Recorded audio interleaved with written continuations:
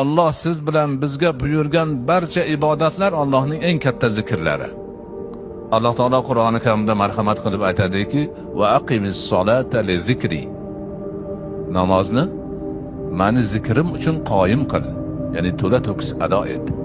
Namoz avvalidan oxirigacha Allohning zikridan iborat. Namoz o'qiyman, tahorat qilay degani Allohning zikri. Chunki Alloh buyurgan shu amrni qilaman deb shunaqa qilyapti odamlar. Tahoratni har bir azoni yugandagi aytadigan gaplari zikr. Qiblaga qarab turishni o'zi zikr. Takbir aytib namozni boshlashi zikr, tilovati Qur'on zikr, tasbihlar, takbirlar hammasi zikr. Ana maqsad haligi gap. Qalblar Allohning zikri ila orom topsin. Xotirjam bo'lsin. Butun dunyo bo'yicha eng salobatli inson bo'lsin.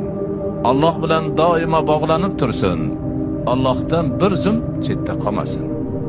Ana shunda inson haqiqiy mo'min bo'ladi. Haqiqiy zokir bo'ladi.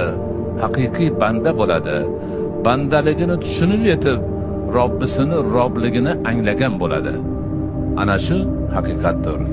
Chunki Alloh bandani yaratib qo'yib bor ketaver demagan.